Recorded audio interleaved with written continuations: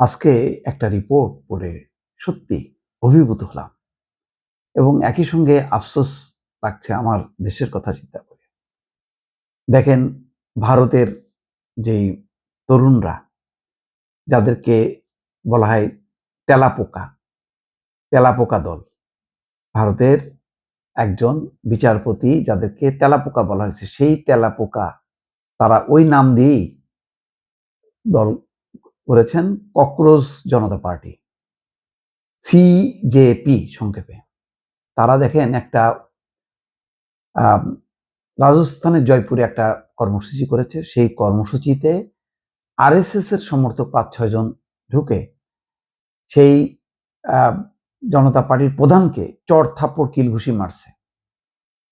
কিন্তু তিনি বলছেন যে না, তাদের উপর পাল্টা হামলা করা যাবে না এবং বলছে তাদেরকে ছেড়ে দিতে। পুলিশকে বলছে ছেড়ে দাও। তারা অপরাধ করছে, কিন্তু আমরা অপরাধ করব না। আমরা পাল্টা মারব না। তিনি বলছেন যে আমি মহাত্মা গান্ধীর অনুসারী। মহাত্মা গান্ধী শান্তিপূর্ণভাবে যেমন কর্মসূচি চালিয়েছেন, ঠিক তেমনি করব। চিন্তা করেন, আমি মিলাই আমাদের সেই কার উপরে, নাসিরুদ্দিন পাটোয়ারির উপর হামলা হয়েছে বলে ডিম ছুটছে শুধু, তাতেই এটা নিয়ে একেবারে লঙ্কা কাণ্ড, একেবারে তার প্রাণনাশের উদ্দেশ্যে হামলা, অমুক অমুক কি কি না বললো।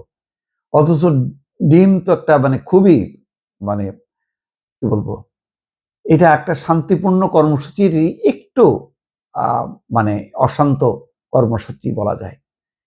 কিন্তু এই যে জুতা স্যান্ডেল নিক্ষেপ করা বা ডিম ছোড়া, এগুলি মানে অনেক উন্নত দেশেও হয়। তো সেটা নিয়ে আমাদের দেশে এই তরুণরা যেভাবে রিয়াক্ট করলো, তার পাল্টা দেখেন এই তেলাপোকা পার্টির প্রধান, যারা সারা ভারত কাঁপাচ্ছেন, এই তরুণরা, এবং তারা বলছে যে না, আমাদেরকে মারলেও আমরা কিন্তু মারবো না। এই তরুণরা জয়ী হবে নাকি আমরা হব? এরাই হবে। আমি আজকে এই রিপোর্ট পড়ে মুগ্ধ হলাম যে এরা যদি কিছুদিন মানে নিজেদেরকে ধরে রাখতে পারে, এরা জিতবে। এরা বড় ফ্যাক্টর হবে। দেখেন, ঠিকই শাসক দল বুঝতে পারছে যে তাদের ভিত কাঁপায় দিছে। এই জন্য তাদের সমর্থকরা যে হামলা করতেছে, এবং পুলিশ ৫ জনকে গ্রেপ্তার করছে, কিন্তু ওই পার্টির ককরোচ জনতা পার্টির প্রধান বলছে যে আমাদের কেউ যেন তাদের উপর হামলা করে না, আমাদের উপর যত হামলাই হোক না কেন আমরা পাল্টা কোনো শোধ নেব না। জয়পুরের শহীদ স্মারকে বিজেপির প্রথম বিক্ষোভ কর্মসূচি চলাকালে এই ঘটনা ঘটে। অনুষ্ঠান স্থলে পৌঁছানোর পর সমর্থকেরা অভিজিৎ দীপকে কাঁধে তুলে মঞ্চের দিকে নিয়ে যাচ্ছিলেন। মাঠে ঢুকে দীপকে যখন জনতার উদ্দেশ্যে হাত নাড়ছিলেন, ঠিক তখনই ৫-৬ জন তাকে চড়-থাপ্পড় মারতে শুরু করেন এবং লাঞ্ছিত করেন বলে অভিযোগ পাওয়া গেছে। এই ঘটনার পর মঞ্চে উঠে দীপকে বলেন, আমি যখন ভেতরে ঢুকছিলাম তখন আমার উপর হামলা করা হয়েছে। আমাদের উপর যতবারই হামলা হোক না কেন, আমরা হাত তুলব না। শুধু দুর্বলেরাই হাত তোলেন। দেখেন কি কথা। এই সময় অভিজিৎ দীপকে তার সমর্থকদের উদ্দেশ্যে অভিযুক্ত ব্যক্তিদের ছেড়ে দেওয়ার অনুরোধ করেন। দীপকে বলেন, যারা আমাদের উপর হাত তুলেছেন তাদের ছেড়ে দিন। আমার অনুরোধ, তাদের মারধর করবেন না। তারা আমাদের উপর হামলা করুক, কিন্তু আমরা হাত তুলব না। আমি আরো ১০ বার মার খেতে রাজি আছি, কিন্তু কেউ যেন আইন নিজের হাতে তুলে না নেয়। চিন্তা করছেন?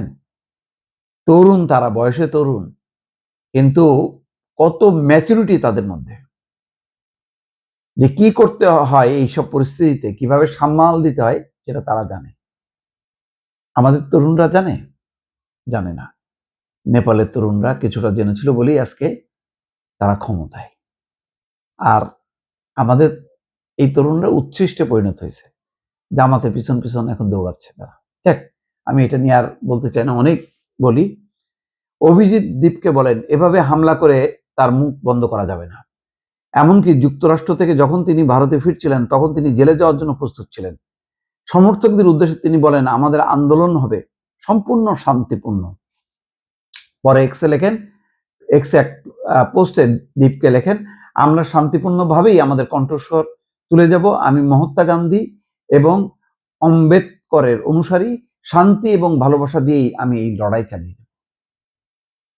আমারও ধারণা যে এই ভারতের তরুণরাই পুরো ভারতবর্ষকে ঘোরায় দেবে। আজকে যে সাম্প্রদায়িকতা, আজকে যে ধর্মের উন্মাদনা, আজকে যে অশান্তি বিজেপির নেতৃত্বে, এটার পরিবর্তন ঘটবে। আর এটা যদি পরিবর্তন ঘটাতে পারে এই তরুণরা, আমি মনে করি এই উপমহাদেশের রাজনৈতিক চালচিত্র পাল্টে যাবে।